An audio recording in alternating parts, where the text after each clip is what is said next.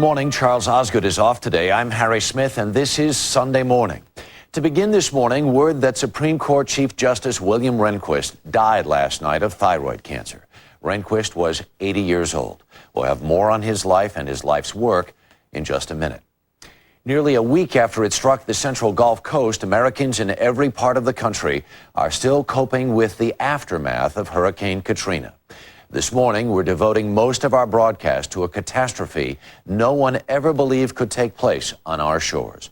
We'll have the latest from New Orleans in a moment, and then we'll relive the wounded city's terrible ordeal in our Sunday morning cover story, reported by Lee Cowan. It was predicted for days, feared for years. So why are so many saying Hurricane Katrina brought suffering that could have been eased in the Big Easy? I'm going home. It's got to be better than this. It's got to be. And I'm going to take that chance because I'm going. The storm of resentment following the storm. Later on Sunday morning. Big as it has been, the human tragedy in New Orleans is just one part of the story of Hurricane Katrina and its aftermath. Bill Whitaker has the tale of another stricken city further to the east along the crippled central Gulf Coast. Biloxi, Mississippi always considered itself a lucky city, celebrating its casino gambling, its Mardi Gras, its carefree spirit. Katrina and its aftermath are sorely testing that spirit. She may have taken our home, but she didn't take our pride. The story of Biloxi, down but not out, later on Sunday morning. Also endangered by the hurricane and its aftermath is the rich and unique musical heritage of southern Louisiana. But if history is any guide, the tradition will survive and prosper, as our Rita Braver will show us. For Michael Doucet, Cajun music is a symbol of resilience. His French ancestors, who came to Louisiana's Bayou country after the English forced them out of Canada, brought music that has been both cherished and transformed by generation after generation. And played in a certain way that they put their own style and their own persona into it and took it from people before them. That was the passageway to me. Later on Sunday morning, music that can lift the spirit even in the saddest of times. With Martha Teichner, we'll take a walk through New Orleans' storied history, while Anthony Mason looks ahead to the daunting job of reconstruction. Barry Peterson and Mark Phillips will give us two views on how the Katrina disaster looks to people overseas, and more. First, here are the headlines for this Sunday morning, the 4th of September, 2005. As we told you a moment ago, Supreme Court Justice William Rehnquist died last night, ending a 33-year career and creating a rare second vacancy on the nation's highest court. We have a report from Thalia Ashuris. Justice William Rehnquist's 11-month battle with thyroid cancer ended in his Arlington, Virginia home, where he was surrounded by his 3 daughters. Although he had long been in poor health, the 80-year-old justice had steadfastly declined to give up his seat. Feisty to the end, back in July, when reporters asked him if he was ready to retire, Rehnquist replied, appointed by Richard Nixon in 1971 and elevated to Chief Justice by Ronald Reagan, William Rehnquist was once dubbed the Lone Ranger, a title he earned because of his isolation among the High Court's liberal majority. But with successive Republican appointments, Rehnquist oversaw the court's shift to the right, including its ruling which ended the Florida recounts in the 2000 election and put George W. Bush in the White House. So help me God. Congratulations. Confirmation hearings for John Roberts, President Bush's nominee to replace the retiring Sandra Day O'Connor, are scheduled to begin Tuesday. But now with 2 vacancies to fill, and one of them the top job, the president has the chance to change his strategy and potentially decide the makeup of the Supreme Court for decades to come. For Sunday morning, I'm Thalia Ashuris in New York. Coming up in just a few minutes, correspondent Jim Stewart looks back on the man who helped reshape today's Supreme Court. At long last, there are some signs of hope this morning in the wreckage of New Orleans. Most of the people stranded at the Superdome and Convention Center are reported to have been evacuated at last. But the humanitarian emergency is still far from over. Byron Pitts is standing by now with the latest. Good morning, Byron. Good morning, Harry. A bit of good news this morning. Overnight, engineers repaired that 17th Street levee, which caused much of the flooding here. That means that perhaps as early as tomorrow morning, they can begin removing some of the water. The people of New Orleans certainly are in desperate need of good news. For survivors, it may have come late, but the evacuation of New Orleans is nearly complete. People by the thousands finally removed from the disease and mud-soaked debris that's festered in this city for days. The elderly, medical patients, airlifted to safety. Children, families, transported by boat to dry land. Thank you. At one point, nearly 30,000 evacuees were crammed into the New Orleans Convention Center. Most are gone now. With medicine and equipment in short supply, paramedics have been forced to improvise. One medical doctor gave perspective to this massive movement of humanity. This is probably the biggest civilian airlift in the history of the United States. New Orleans Mayor Ray Nagin says now that the search and rescue and evacuation are winding down, the focus can turn to removing all this water. We should start to see pumping started in the system in the city and within the next couple of days. And more importantly, we should start to run not good drinking water, but potable drinking water. The worst perhaps is over. The number of dead expected to reach into the thousands. Lakeisha Verist is relieved.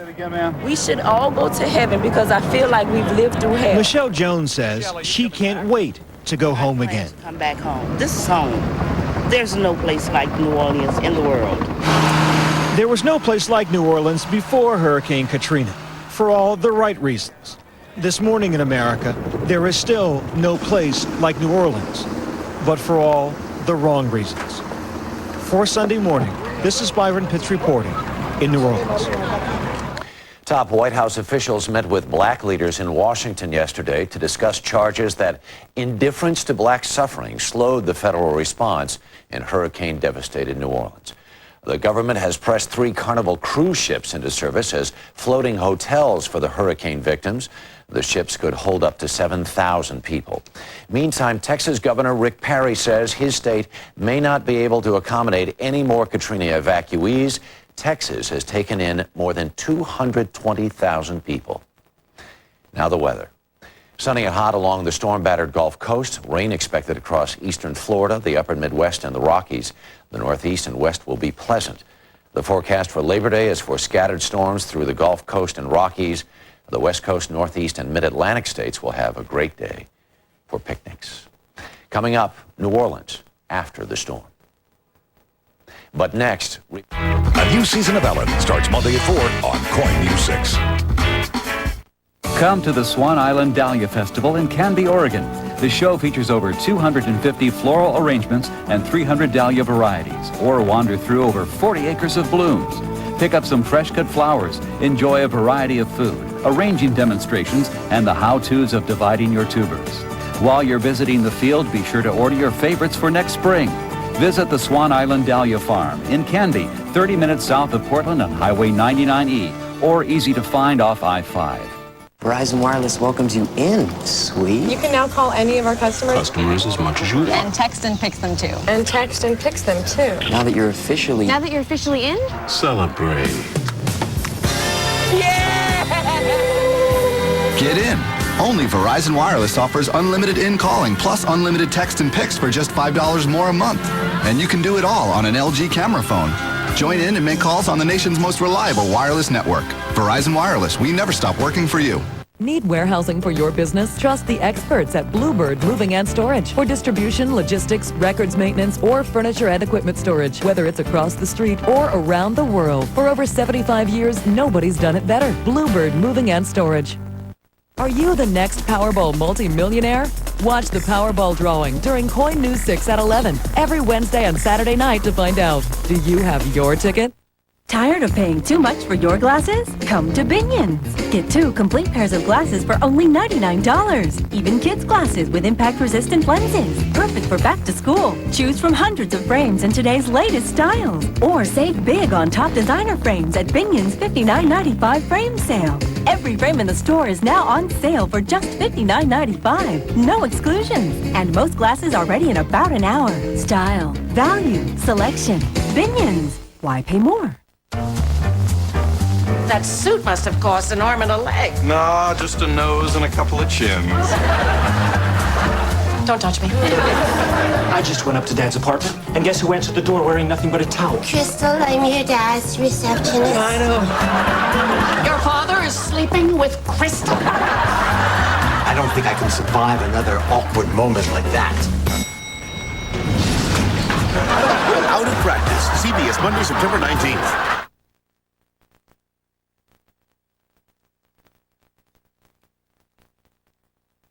He presided over an impeachment trial, helped decide a presidential election, and helped to oversee the Supreme Court's conservative shift. He was a staunch defender of an independent judiciary, and despite his battle with thyroid cancer, worked almost until the end. Jim Stewart has a remembrance of Supreme Court Chief Justice William Rehnquist. The Honorable William H. Rehnquist.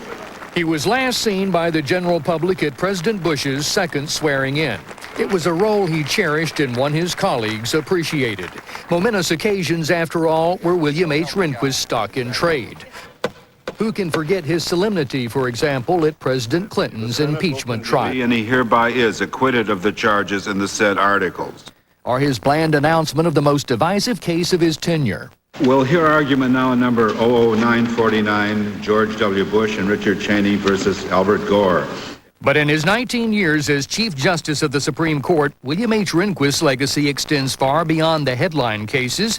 He oversaw a fundamental rollback of liberal causes and championed a far more conservative agenda for America. Under Rehnquist, criminals found it hard to get multiple appeals in federal court. The line between church and state became more porous. Affirmative action became more difficult to implement. And in the long-standing fight between the federal government and the states gained more power. It was an agenda, says Georgetown law professor Mark Tushnet, who has written about the Rehnquist court, that never wavered. Over the years, is this a man who moderated his views or changed them to any significant degree?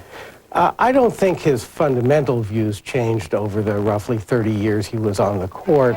Over the years, Rehnquist even learned to be persuasive. I think towards the end of his tenure, he was more sensitive to the compromises that you have to make if you're going to assemble a majority.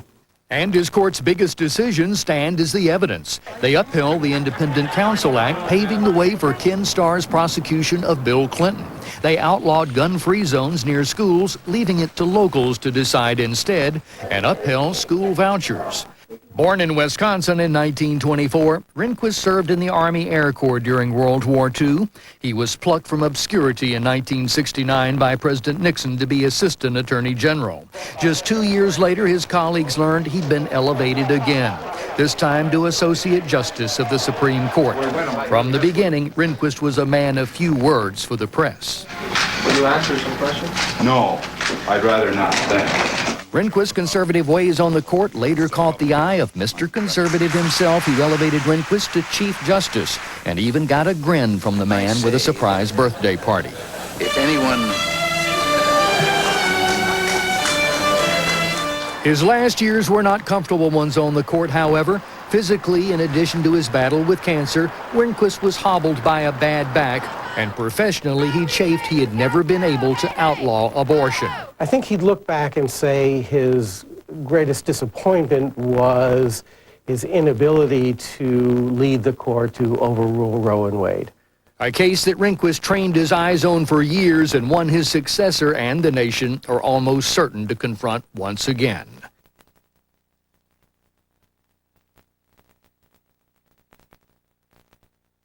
You didn't type in your password. Don't have to. Biometrics. What? Wherever I am, I just swipe, password goes in, I'm connected. Biometrics. Oh, bionic finger, cool. It's like 10 times stronger than a regular finger. No, it's for passwords. No, it's more like na-na-na-na-na-na-na-na.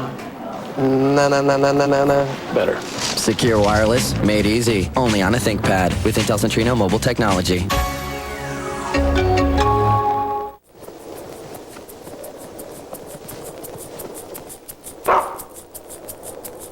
Iams can help give your older dog a new lease on life.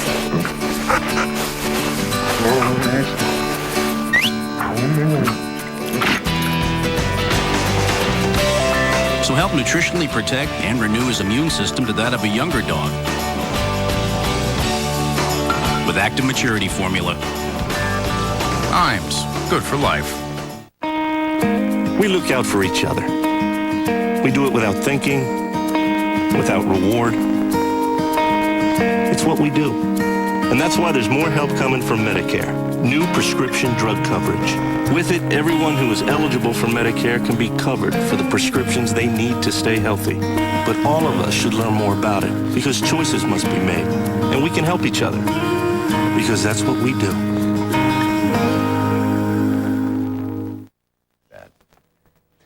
None of us will ever forget the terrible pictures of destruction and despair that came out of New Orleans in the aftermath of Hurricane Katrina.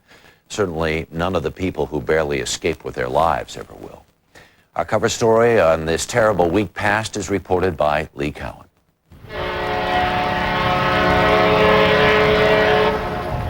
New Orleans was a city with a motto that no one could forget. The Big Easy had a ring to it that rang ever so true. This past week, the city that boasted the ability to delight every sense under the sun became a place that overpowered the senses in ways few could ever have imagined.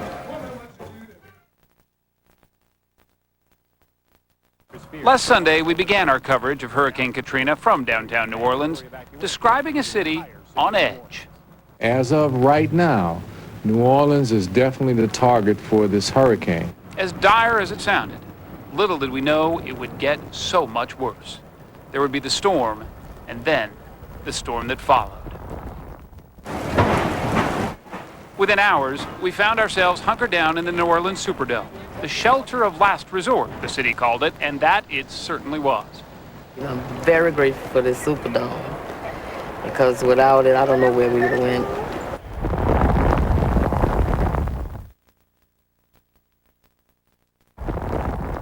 By dawn on Monday, as Katrina roared ashore, she had already robbed the evacuees of power, water, and air conditioning. Sanity would be next. The 9,000 unfortunate souls inside watched as what they hoped would protect them came crashing in on them instead. Scared everybody, scared me. Alex Anderson thought he'd be safe here. Turned out, really no place in New Orleans was. Little did the city know then just how scary it was about to become.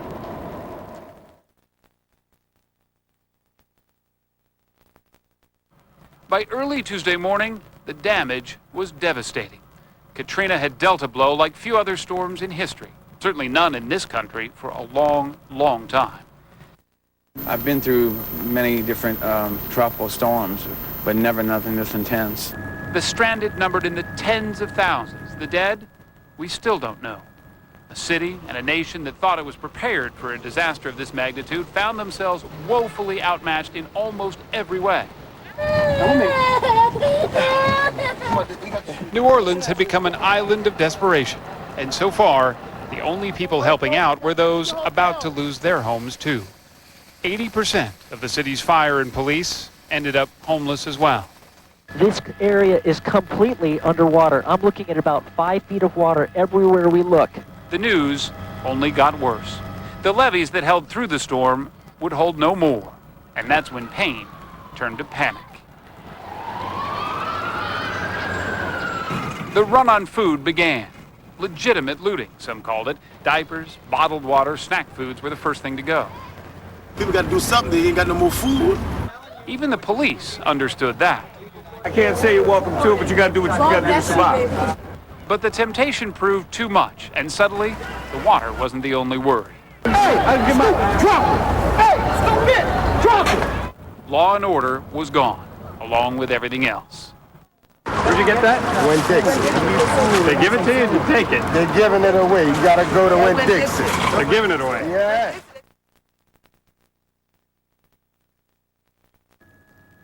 Frustration was at a breaking point.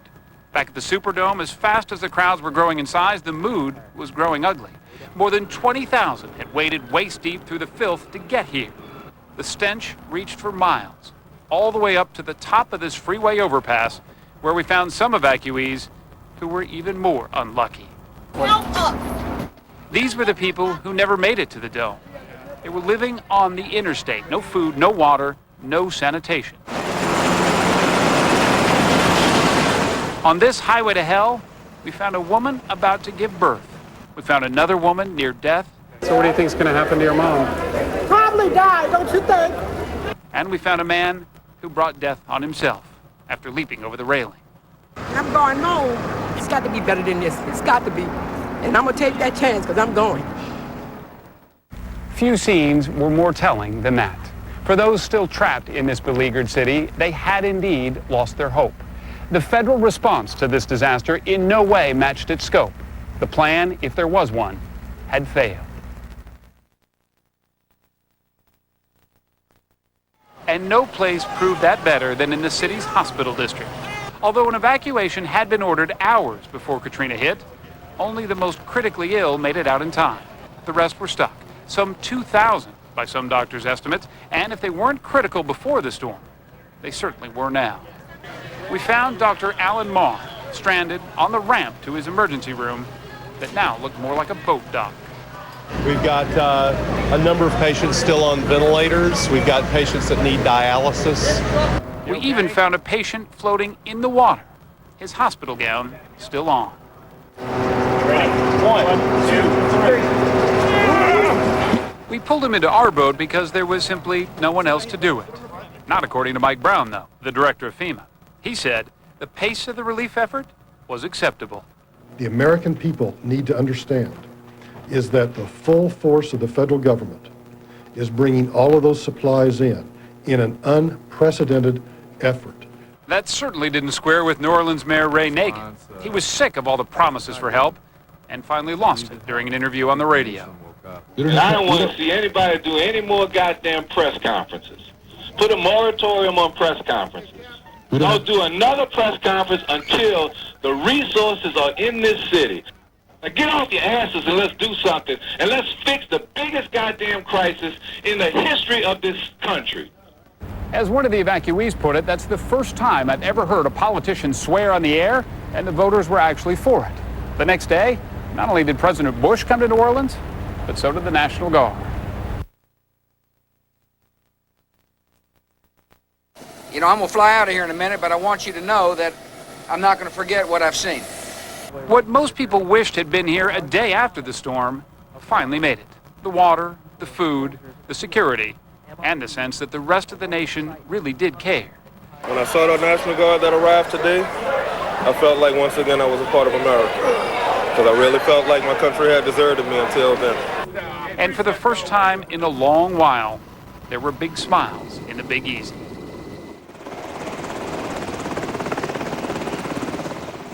Louis Armstrong would have been proud. The airport named after him became a haze of helicopters, ferrying in the sick and the stranded. Baggage carts became stretchers. The terminal, a makeshift ER.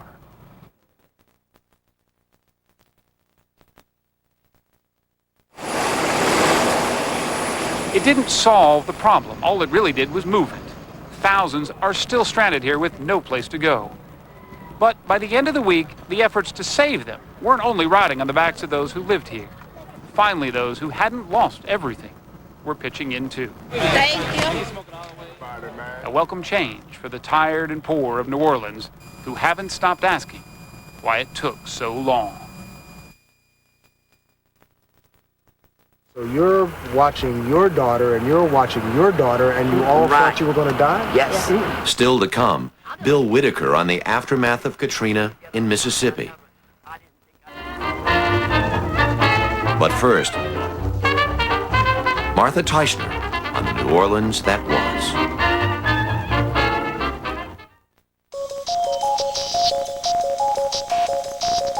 Sprint Business is reinventing the yes man, turning the yes man into someone who can work efficiently almost anywhere. Someone who can say yes to business both in and out of the office. Because business today doesn't just happen in skyscrapers, it happens everywhere. And the new yes man can bring companies closer to customers and supply closer to demand. And now that Sprint and Nextel have come together, you can get what you need when and where you need it in ways never before possible. Because only Sprint has its own nationwide wireless and wireline networks. In fact, 96% of the Fortune 1000 say yes to Sprint Business every day. So if saying yes from just about anywhere with speed and confidence makes me a yes man, I'm a yes man. With Sprint Business, you can make just about any place a workplace. Yes, you can. Please don't attend the Serta Best Buy mattress event. Those comfortable Serta mattresses are putting us counting sheep out of business. And we've got expenses. Look, 36 just put braces on his boy. Bathroom is still life? How about bathroom as real life? Moen. Buy it for looks, buy it for life.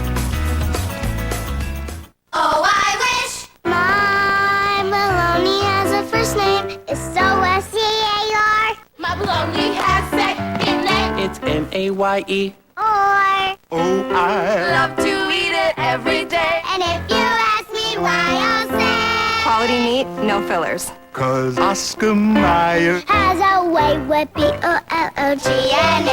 Oscar Mayer bologna, quality meat, no fillers, and a taste that sings. You can count on Oscar.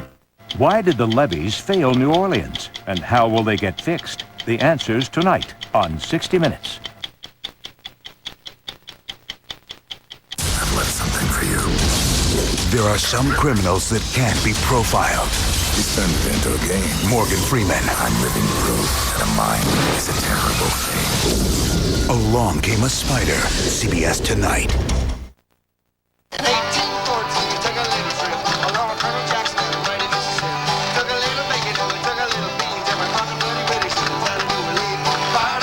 Anything was possible after the Battle of New Orleans.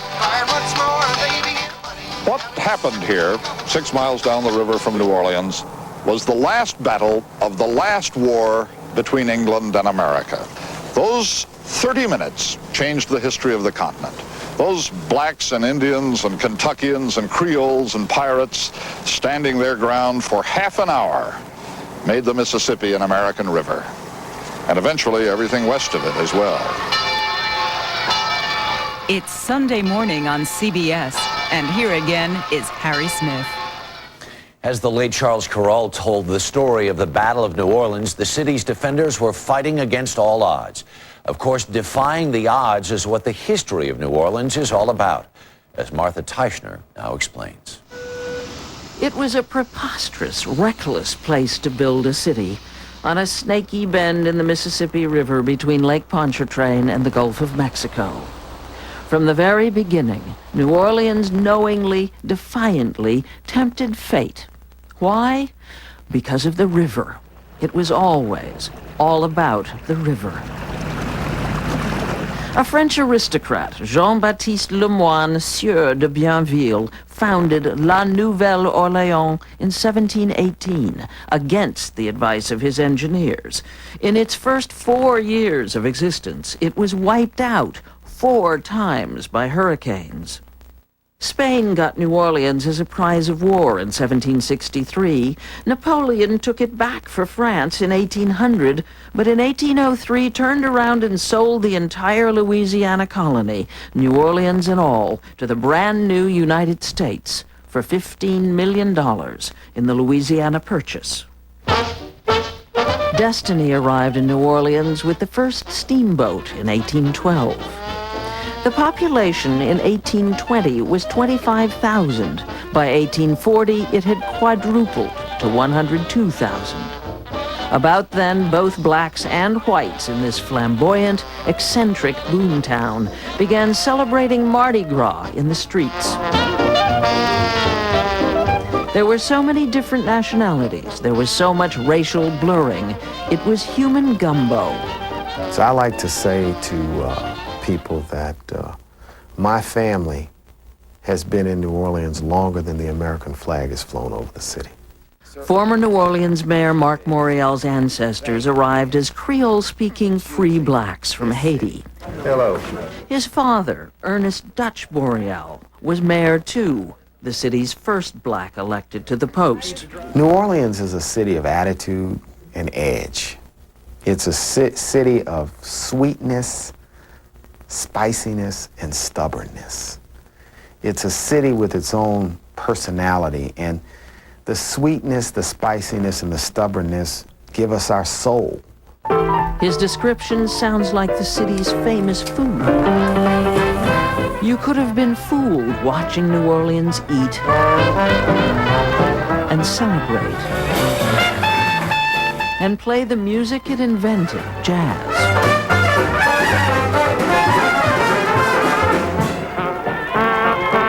Fooled into thinking it was a city where the good times always rolled. But twice it burned down. There have been terrible yellow fever, typhus, and cholera epidemics, not to mention floods and hurricanes like Betsy in 1965.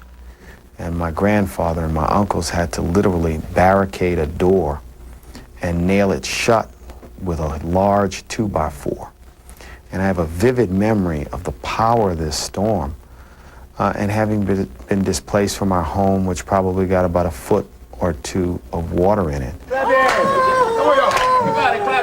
The Big Easy has always concealed its uneasiness, preferred to put on its party face. But consider this quotation from mystery writer Chris Wiltz. The past is written all over the face of the future in New Orleans, and darkness seethes beneath the atmosphere of bonhomie.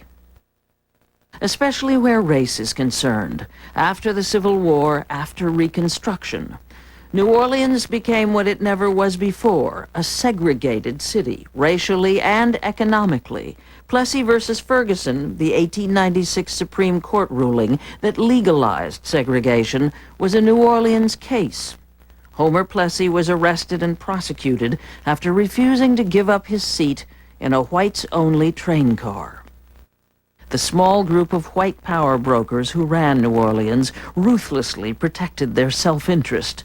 The classic example, their calculated treachery during the flood of 1927. People were killed from Virginia to Oklahoma, all of which part of the Mississippi River system. Nearly 700,000 people were fed by the Red Cross.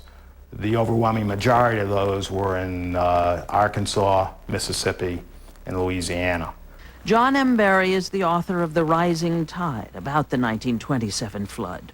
Largely to reassure the financial interests elsewhere in the country that New Orleans had the power to protect itself, that it would never be threatened by the Mississippi River, the powers that be in New Orleans made a decision that they would dynamite the levee outside the city, flooding outlying areas instead. They promised to pay for any harm done, but never did, leaving an estimated 14,000 people homeless. If the stakes were that high, then think about now. Which brings us to the aftermath of Katrina and whether New Orleans can or even should be rebuilt. New Orleans must be rebuilt. It must be rebuilt. That is more than just wishful thinking on the part of a former mayor. Some statistics. The port of South Louisiana is the largest in the United States. 52 million tons of cargo go out every year. Automobiles, corn, soybeans, and on and on. 17 million tons come in. Crude oil, chemicals, coal, steel. Half the United States relies on New Orleans, and a significant part of the rest of the world. So will the city be rebuilt? Undoubtedly. And will it continue to tempt fate? Yes. Because it's still all about the river.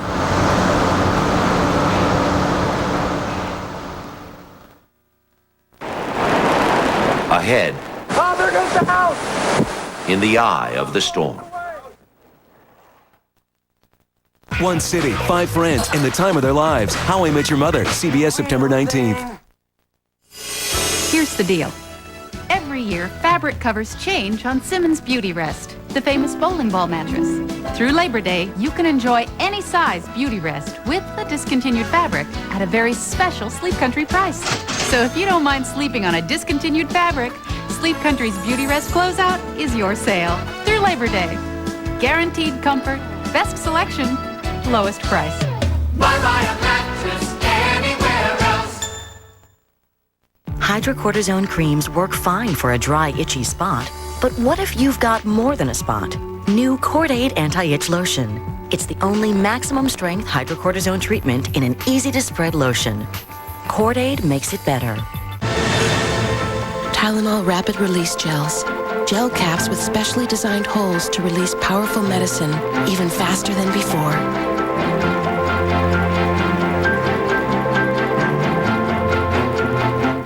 It's back to school, and that means getting creative with foods that don't involve macaroni and cheese. Hi, I'm Leanne Hieronymus of Fred Meyer's Cook and Tell. The good news is with nutritious, convenient flour tortillas, you can wrap up ingredients kids already love, like peanut butter, lean meats and cheeses, and even sneak in a fruit or vegetable once in a while. I'll show you simple and delicious recipes that your kids will love, all in the next Cook and Tell. Watch Tuesday at 3 p.m. during Dr. Phil on KOIN News 6.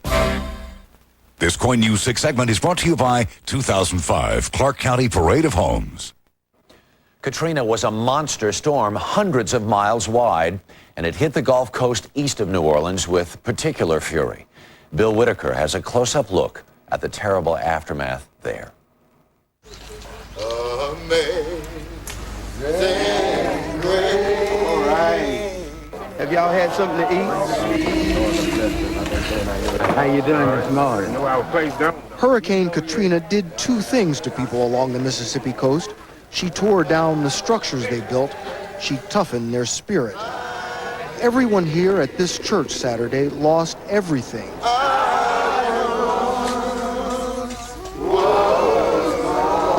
These hot meals, their only source of food. Faces tell the story. They're battered but not beaten. It's almost impossible to grasp the scale of destruction, even for people here.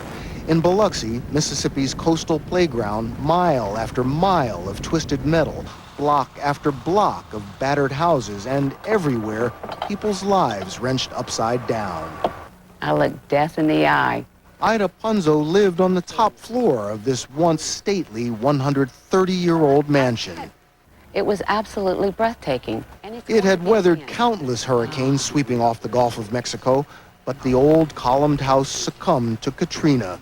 As the 35-foot storm surge pounded the ceiling below, Punzo and three friends huddled in the back of the third floor. I knew we were going to drown. I knew, there was no doubt. But I wasn't going to give the faith up. I had the faith. I said a lot of Hail Marys, a lot of Our Fathers. She thanks God she's alive, but never expected to be living like this. I'm having to sleep wherever I can find a place to sleep, beg for food, beg for water. Oh. But every time I do it, it makes me a little bit stronger. In this city of 55,000, there are as many stories of surviving or fleeing Katrina. Oh, there goes the house! The house is floating away! Her strong storm bands lashed and flooded Biloxi for more than 10 hours. That house over there was covered up with water. Casey Williams works on the water. For 16 years, a cook on oil rigs in the Gulf. In my water survival classes, they taught us this stuff, that if you take your pants legs and tie them together, you can make a floating device out of it. So I floated all the way over there to the side of that house over there. He survived on a neighbor's roof. His uncle, cousin, and next-door neighbor drowned in the storm. With bodies still being recovered, people here call this a test. They're determined their will won't crumble like their buildings did. Mary Rose has no house, no insurance, and no idea what to do. It is what it is. I didn't even shed a tear. What's crying gonna do? I need to stay strong. And show the world, she says, what they're made of here. Part grit, part graciousness, a lot of faith. They need it all. A week after the hurricane, they still have to wait in endless, hot lines for gasoline. They wait for water, wait for food. Everybody's not doing like they're doing in New Orleans, and there's not so much happening like it is over there. But even here, the combination of thirst, hunger, heat, and lines can be combustible. It's very frustrating. I can understand why they looting. I can understand why they taking everything they can get their hands on, because ain't nobody trying to help them. The most frustrating wait of all, for federal aid to arrive. It started trickling in only at the end of the week. Friday, President Bush promised Biloxi more help is on the way. The tasks are enormous, and it's going to take a while. Too little, too late is the complaint most often heard about help from FEMA and the National Guard. Democratic Congressman Gene Taylor. I keep saying the Mississippi Guard is in Iraq, and the ones who have been in Iraq left their equipment behind. Biloxi hasn't had a crisis like this since Hurricane Camille in 1969. That Category 5 hurricane mauled the Mississippi coast, killing more than 250 people. Since then, Biloxi not only has rebuilt, it's had a complete makeover to a mini Las Vegas by the sea with glitzy casinos bringing thousands of jobs. Blackjack. And millions of tourists. Hi, welcome to Biloxi. Pumping millions of dollars into the city and state. All of it now gone. We was on a roll, I'll tell you. We had a lot of things going for us here in Biloxi. A.J. Holloway is the 4-term mayor of Biloxi. A minimum of 85% of our tax base has been destroyed. Camille turned many people in this gambling mecca into gamblers themselves, betting if they could make it through Camille, they could make it through anything. You've lived here your whole life. All my life. You lived through Camille. I lived through Camille. Camille was a yo-yo to this. Katrina almost drowned Patricia Rowell and her family. My mother didn't get but 18 inches in Camille. So we thought, oh, well, we'll be all right. But when the water come up to here, and I knew Camille was done long gone, this was a different thing. It seems now too many people thought they could ride it out, come hell or high water, until Katrina brought both.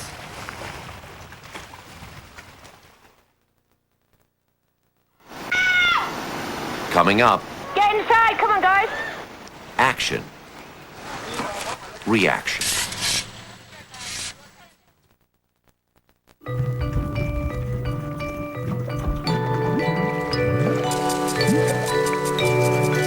What if ordinary water were extraordinary? It would be Propel Fitness Water. Vitamin charged, lightly flavored, to make hydration a little more refreshing. Propel from Gatorade, made for bodies in motion. Like the leading mouthwash, Crest Pro Health Oral Rinse kills 99% of common germs that can cause bad breath, plaque, and gingivitis, giving you the mouthwash benefits that dentists recommend most, but without the burn of alcohol. Kills germs without the burn. No matter what you're into, there's only one way to go back to school. Get hooked up with Dell. This Dimension desktop with an Intel Celeron processor is only $299. Plus, get a free printer. Get more out of now. Dell PCs use Intel Celeron processors. Herbie Hancock, Possibilities, the musical event of the year, featuring a stellar lineup of today's top rock and pop superstars, including John Mayer, Annie Lennox, Damian Rice and Lisa Hannigan, Johnny Lang and Joss Stone, Christina Aguilera, Sting, Herbie Hancock, Possibilities. Discover the possibilities for yourself. Measles is a game you play and then you sing a song. Mumps are something that camels have. Some have 2 months and some have 1. Chickenpox is a park where chickens have fun. Most kids today don't have a clue about diseases adults remember, thanks to Merck scientists. We've invested billions to research heart disease and asthma. Now we're trying to make Alzheimer's, diabetes, and cancer history too. Merck, where patients come first.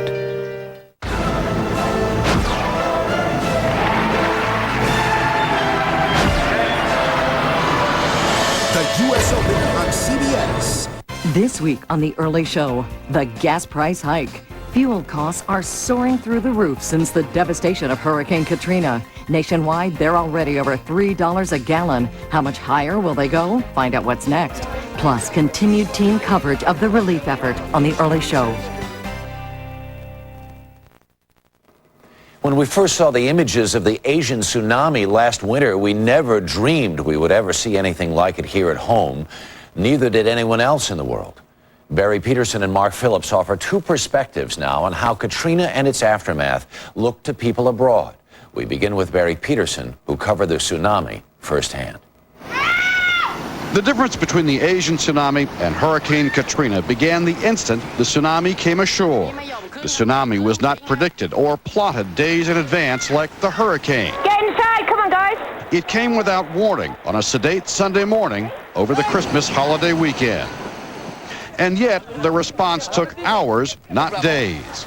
Local officials in Phuket, joined by hundreds of volunteers, set up a clearinghouse for information at City Hall. Within 36 hours, there were lists of the dead and missing, pictures of the unidentified, translators from a dozen or more countries ready to help foreign tourists. We traveled across the hardest hit area the third day after the tsunami. Roads were already cleared and basic services like electricity already coming back in this remote coastal region that is also a national park. Many of the bodies had already been found and removed, a major concern because of the possibility of disease. The major difference here is that the water left almost as fast as it hit, leaving behind mountains of mud and debris, but not the floodwaters that hamper rescuers in New Orleans. At this provincial capital, there was food, bottled water, clothes, and people ready to help. All the things that many in New Orleans were still without days after the hurricane. Within a day, the pictures went up, as they did in New York after 9/11, as they may well go up in the weeks ahead in New Orleans. Pictures of the missing, the last hope of those afraid their loved ones were swallowed up in the tragedy. We are searching for 20 hours per day, sleeping almost nothing. Thailand was offered aid by foreign countries, but said it had the situation in hand. Other areas, like the Indonesian cities and villages hit by the earthquake and then the tsunami, were desperate, and foreign help soon arrived. Among the most vital aid, helicopters from U.S. Navy ships already in Asia that sailed here immediately after the tsunami. No one will know how many lives were saved because the U.S. military in this situation acted so quickly. Asians watched and applauded U.S. help after the tsunami, which is why a lot of people here are wondering why it's taken the U.S. so long to respond to a similar tragedy not thousands of miles away, but within its own borders. There are other lessons to be learned from the Asian tsunami. It will take a lot longer to rebuild than many expect. Months after the tsunami, the rebuilding in Indonesia and Thailand is still just getting underway. It could take as many months for New Orleans to rebuild. Debris must be cleared. Power, sewer, water systems need to be repaired or rebuilt. The newly homeless of New Orleans may be homeless for months. The other lesson is about the wounds that won't heal. In Thailand, the funeral started within days as bodies were found and identified. As order is restored, as New Orleans digs out, this is the chapter yet to unfold, finding the dead and finally saying goodbye. It's been a miserable existence for these people ever since the hurricane swept through. This is Mark Phillips in London. New Orleans is a ruined city. Katrina hasn't just destroyed a part of America. Foreign news reports show how it's also destroying America's image in the world. It's simply unforgivable that in an American city in the year 2005, they simply can't get their act together to evacuate these people in such desperate conditions. Places that would normally receive American aid are now offering it. The Russians have had planes and rescue teams standing by. The U.S. is still deciding whether to accept this offer or offers from other unlikely places, from tsunami-stricken Sri Lanka, even from Fidel Castro's Cuba, from more than 50 countries in total. But along with the sympathy has come a lot of head-scratching, and in some places, more than a little glee at America's misfortune. Militant Islamic websites are calling this Hurricane Zarqawi, after the al-Qaeda operations chief. It's a storm of opportunism, say commentators like Tim Marshall of Britain's Sky News. Oh, it gives succor certainly to America's enemies, just saying, who are they to lecture us? And I mean that perhaps in the jihadi areas. Even for America's friends, the images beamed around the world have raised more doubts of the U.S. capacity to lead. They see a giant with feet of clay. It's the biggest, most powerful country in the world, and it seems unable to rescue its own citizens several days after a disaster. It's got to look bad. And so does the fact that so many of the victims of the storm are poor and black. It's evidence, some are saying, that the American economic model, so promoted by the Bush administration, is lacking in compassion and can't even take care of its own. The Europeans have offered to dig into their own emergency oil stocks and ship gasoline to the U.S. to make up some of the shortfall. The U.S. image abroad had already taken a hit over Iraq. The image of a superpower, the superpower, being unable to cope with the disaster at home has been another serious setback, especially at a time when the U.S. message to the world has been, be like us and prosper.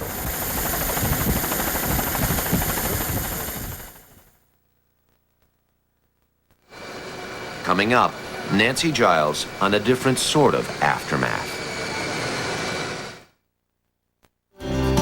Need to promote your image? Call the folks at Elmer's Flag and Banner.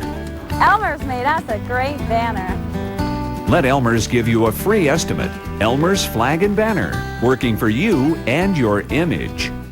Verizon Wireless welcomes you in, sweet. You can now call any of our customers. Customers as much as you want. And text and picks them too. And text and picks them too. Now that you're officially in?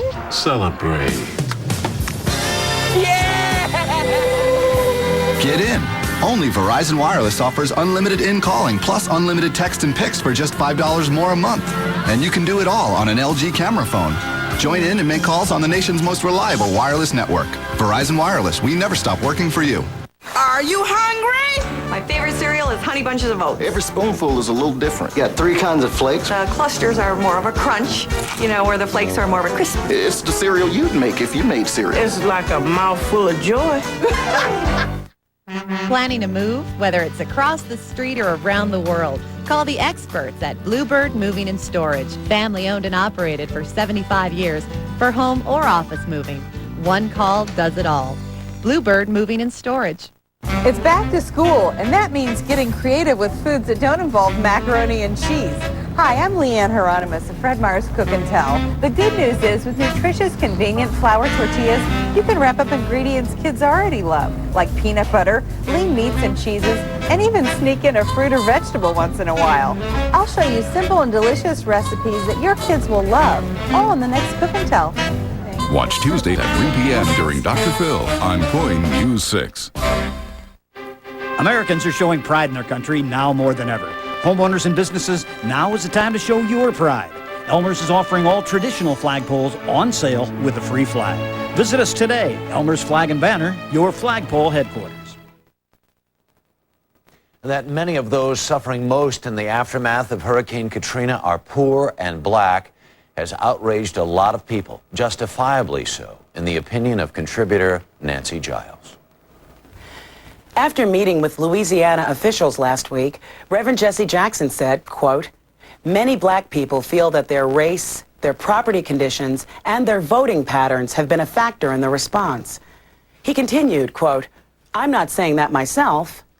Then I'll say it.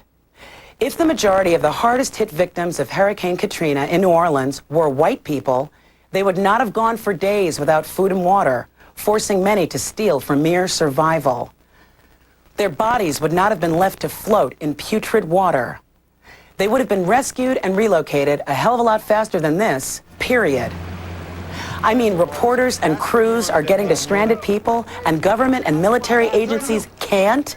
Why don't the networks run FEMA? When I saw pictures of black people taking things from stores, my first thought was, how are those Nikes necessary for your survival? And then it hit me.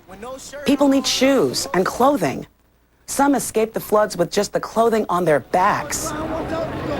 We have American citizens, not refugees from an underdeveloped country, waiting for food, water, shelter, and electricity for 4, 5, 6 days. They don't have no formula, no water. Waiting. What would you do if your family was starving and you saw people dying in the streets? Love thy neighbor. Didn't I read that somewhere? The real war is not in Iraq, but right here in America. It's the war on poverty, and it's a war that's been ignored and lost. An estimated 37 million Americans are living in poverty. New Orleans is one of the poorest cities in the country, with 40% of its children living in poverty. Mississippi has the highest poverty rate of any state.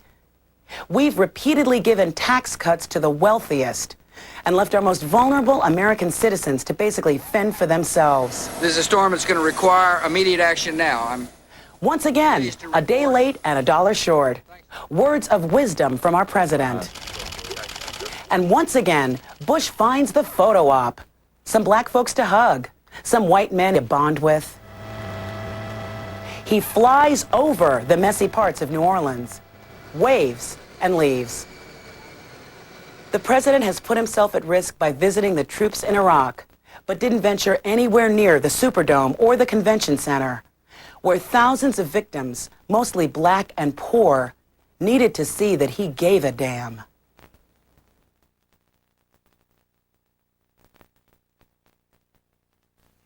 Bregman? Here. Brenner? Here. Davis?